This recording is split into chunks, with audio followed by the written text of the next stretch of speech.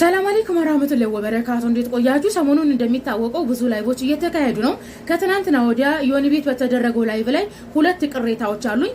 የመጀመሪያው አረብ ሀገር ነጻነት የለም ላላችሁት፣ አረብ ሀገር የሰይጣን መብት ብቻ ነው የሌለው። ልክ እንደ ግብረ ሰዶም፣ እንደ ዝሙትና እንደ አልኮል እየጠጡ መስከር ማለት ነው እንጂ አረብ ሀገር ሰብአዊነትን የሚመለከት ማንኛውም መብት ይከበራል። የጣዖት መብት እንኳን ይከበራል። አረብ ሀገር አረቦች የእስማኤል ልጆች ናቸው። እስማኤል ደግሞ የታላቁ ነብይ አብርሃም ልጅ ነው። አብርሃም ደግሞ የነብያት አባት በመባል የሚታወቅ ከአምላካችን አላህ ሱብሃነሁ ወተዓላ የተላከ ነው። ኢስላም ብሎ ማለት ሰላም ነው። ሰላም ደግሞ ለማህበረሰብ ህልውና የተሰጠ ነው ከአምላክ ማለት ነው። ስለዚህ አምላክ ነብያትን የሚልከው ነብያቶቹ በየትኛውም ማህበረሰብ መካከል ሰላምን እንዲሰብኩ ነው። የሚያስፈልጋቸውን ሰላምና ፍትህ ለመስጠት ነው። በጣም የሚያስቀይ ማህበረሰባችን የትራፊክ ህግን ይጠብቃል። ኪዩት ለመባል ጠንቃቃ ነው ለመባል ይጠይቃል። ነገር ግን ወደ ኢስላም ወደ ነብያት ህግና ስርዓት ሲመጣ አይ ነፃነት የለም። በጣም ነው የምታስቁት። የትራፊክ ህግና ስርዓትን ጠብቃችሁ ከነብያት የሚመጣውን ለማህበረሰብ የተሰጠውን ህግና ስርዓት መቃወም አትችሉም። ተግባብተናል። ሰዎች ሰንጋ ፈረስን ለመጋለብ ልጓም ያስፈልጋቸዋል። ማህበረሰብን ህዝብን ለማስተዳደር ደግሞ የነብያት ህግ ያስፈልጋል። የሰው ልጅ ህግና ስርዓት ከሌለው ያኒ ተናጋሪ እንስሳ ነው የሚሆነው። ስለዚህ ፈረስን የፈለጉበት ቦታ ለማድረስ የፈለጉትን ነገር ለማግኘት ልጓም እንዳለ ሁሉ የሰው ልጅ ህግና ስርዓት ያስፈልጋል። ህግና ስርዓት አንፈልግም ያለ የሰይጣን መንገድ እየሄደ ነው። ከአሜሪካና ከአውሮፓ አረብን አታወዳድሩት። አረብ ሀገር ላይ አረብ የነብያት ህዝብ ሆነው ከአምላክ የተመረጠው አምላክ የመረጠው ነብያትን የላከለት። በነገራችን ላይ ነብያት ለዓለም ህዝብ ነው የተላኩት። የዓለም ህዝብ ከነብያት በልጣለ ብሎ የሰይጣን መንገድ ቢከተልም ማለት ነው። አሜሪካና አውሮፓ መጽሐፍ ቅዱስን እያያዙ መሐላ እየፈጸሙ ስልጣን ላይ ይወጣሉ። ነገር ግን እንደ ሃይማኖተኛ ህዝቡን ከሰይጣን ስራ እንኳን ማውጣት ያቃታቸው ናቸው። ስለዚህ ከመናገራችሁ በፊት ጥንቃቄ አድርጉ። ምግብ ስትበሉና ወይ ምግብ ስትገዙ ከሱፐር ማርኬት ኤክስፓየር ዴቱን አገላብጣችሁ እንደምታዩት ሁሉ የምትናገሩትን ነገር ጥንቃቄ አድርጉ። መረጃውን ስር መሰረቱን እንትን በሉ።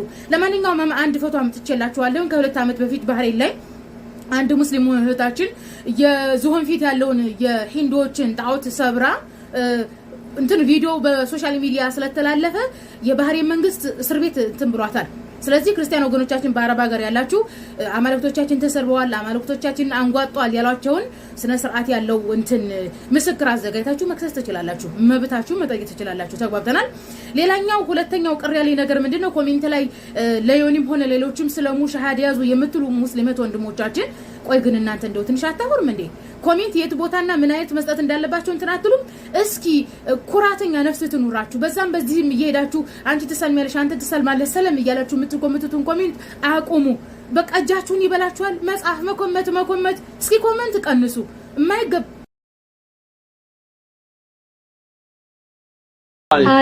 الله يهديك الله يهديك.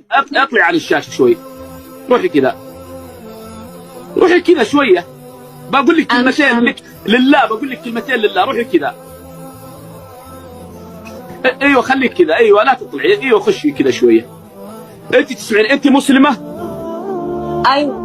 انت مسلمه تشهدين لا اله الا الله وان محمد رسول الله، صحيح؟ ايوه. اسالك بالله انت الان مستعده انك انت تموتي؟ جاوبي نعم او لا. نعم. مستعده انك تموتي؟ ايوه. طيب ايش اللي انت مجهزته يعني اليوم القيامه يوم اذا جاء سالك، يعني اذا جاء سالك الله قال اعطاك نعمه يد ورجل وعين وبصر وانت تطلعين في برامج التواصل الاجتماعي تيك توك وتشغلي اغاني وتطلعي بكامل جمالك، ايش تقولين لله؟ انا مش طالعه بعمل حاجه غلط. انت تشوفين مو غلط. طيب اسمعيني، لكن انا اسالك الان هل انه الشيء هذا انت راضيه عنه ان انت تقابلين الله فيه؟ يعني تقولين ايوه انا راضي انا ماني مسويه شيء غلط، الشيء هذا يرضي الله ولا يغضب الله؟ يغضب الله. يا سلام عليك، برافو احسنتي. الان بدا الشياطين، ترى في شياطين الان في راسك وشياطين عندك في البث قاعد يبغونك تخربين ويبغونك تطلعين بكامل زينتك. ليش؟ لانهم هم الكسبانين، يبغون يشوفون جمالك، يبغون يشوفون فلتك. لو انت والله ما يعطونك حسنه يوم القيامه، يوم القيامه حسنه واحده ما يعطونك. تعرفين ليش؟ يقول الله تعالى يوم يفر المرء من اخيه وامه وابيه وصاحبته وبنيه يفر الانسان حسنه واحده ما حد يعطيك. تعرفين ليه؟ لانه كل المسؤول كل نفس بما كسبت رهينه. انا ما ادري ايش انا بوصل لها رساله انه هذه البنت يمكن عند الله احسن مني ومنكم جميعا، لكن اسمعي يا اختي انا بقول لك نصيحه لله، والله أقولها لله ماني مستفيد من الكلام هذا أي حاجة، وأنا عارف إنه في ناس هنا يصطادون في المويه والعكرة، لكن بوصل لك رسالة إنه من كان الله همك فما همه. أنت ما دامت إنك أنت زحتي وجهك وبخرتي عن الشاشة، أنت خفتي الله وأنت قبلتي بالنصيحة، فأنت في داخلك خير وتحبين الخير وأنت مؤمنة بالله وعارف الشيء هذا. لكن بس أنا بقول لك حاجة، أبوك وأمك تعبوا عليك وربوك وأحسنوا تربيتك وعلموك الصح والغلط واهتموا فيك لين كبرتي، عشان يشوفونك إنسانة مهتمة في دينك وفي صلاتك وفي عبادتك، حتى تكونين رائعة يوم من الأيام. أما الآن تدخلين في البرامج التواصل الاجتماعي وتلعبين مع فلان وتلعبين مع علان، ورب الكعبة إنه كلهم الآن مصالح. تعرفين ليش؟ مصلحة، يدور عندك مصلحة، ولو ما عندك مصلحة والله ما يجيك في البث. لكن أنا أقول هذه تنبيه، لأنه ما ندري متى نموت ومتى راح نقابل الله. انت تقبلين البث هذا واغاني وطرب وكل حاجه، ويجيك في الخاص 20-30 واحد كيفك يا هو يا حلو يا قمر مدري ايش، اعطيك اسوي بك افعل بك، عشان ايش؟ يبغى ياخذ اعز ما تملكين. لو قلتي له اكس يلا بلوك ديليت حظر، والله ما عاد ايش يقعد يسبك ويقعد يلعن. ليه؟ لانه ما لقي منك مصلحه. لن ترضى عنك اليهود ولا النصارى حتى تتبع ملتهم. انت مسلمه تخافين الله، اسالك بالله اسالك بالله اسالك بالله، انت راح تسالين على الكلام هذا. ترى انا بقطع الاتصال الان، لكن عندنا يقول الله تعالى اسمعي: من عمل صالحا فلنفسه ومن أساء فعليها وما ربك بظلام للعبيد. والله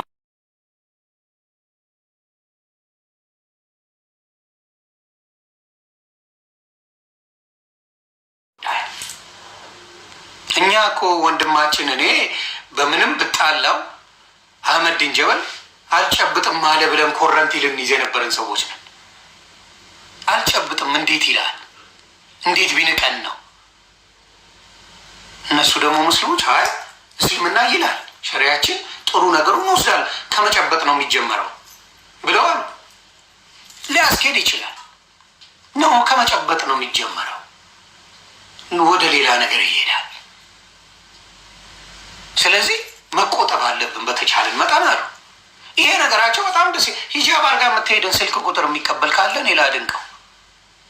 ሂጃብ ለብሳ ተሸፋፍና የምትሄድን ሴት ተመችተሽኛል እናቱ የአራዳ ልጅ ምናምን ብለህ ስልክ እስቲ ለመቀበል ሞክር። አንድ ኢትዮጵያዊ ሞክር። አንድ ተከፋፍታ ምናምን ሄደች የተወጣጠረ የለበሰችን ግን ሮጠን ነው የምንቀበለው ስልክ። እሷም አትከለክልም፣ እግዜር ይስጣት። እሷም አታስቀይመንም። የምታስቀይመህ ሂጃብ የለበሰችው ናት። በአይኗ ብቻ እንደዚህ በማየት ብቻ ጠለት ሄዳል። ይህ ነገር ጥሩ አይደለም ወይ? ሴቶቻቸውን በመልካም አላመጡም ወይ? አላነጹም ወይ? አንጸዋል፣ በደንብ አድርገው አንጸዋል። እኛ ቤትስ ምን ጉድ ነው ያለው? ድክመቱ በጣም ገዝፎ የታየው እኮ ተዋህዶ ቤት ነው። ለምን ብትሉኝ ከ20 ሚሊዮን በላይ ከተዋህዶ ወጥቶ ሌላ ሃይማኖት ውስጥ ገብቷል። ስለዚህ ድክመት ባይኖር ነው ቢኖር ነው። ለምን ታዲያ ሙስሊሙ እምነት ከሌለው ለምን አይሄድም? እንደሌላው ወደ ሌላ እምነት ለምን አይሄድም? እምነት ከሌለው የሚያመልከው ከሌለ ጥሩ ነገር ከሌለ ለምን አይሄድም? እንዲህ ጴንጤ የመጣው ፔኔኮስቶ ኢትዮጵያ ውስጥ ገብቷል። ወደ 60-70-80 ዓመት ምናምን ከዛም ሊያልፍ ይችላል ነው። ለምን ታዲያ ሙስሊሞቹ ለምን አይሄዱ? ከሙስሊሙ ለምን በብዛት አይሄዱም? ወደዛ አይሄዱም። ምክንያቱም ደጃቸውን ዘግተው ስለሚያስተምሩ መጥፎ ነገሩንም ጥሩ ነገሩንም በደንብ አድርገው ስለሚነግሩ ትምህርታቸው በጣም ቤታቸው ስለሚነገር የሚጠጣ እንኳን ተደብቆ ነው የሚጠጣው። በሙስሊም እናቱ የወለደችው ቤት ውስጥ ሆኖ ቢራ ከፍቶ የሚጠጣ ሙስሊም አታመጣ። ሚስት ልጆች ያሉት ሙስሊም ቤት ውስጥ ቢራ ከፍቶ ነይ ቢራ አምጪልኝ አንቺ እያለ የሚጠጣ አታመጣ።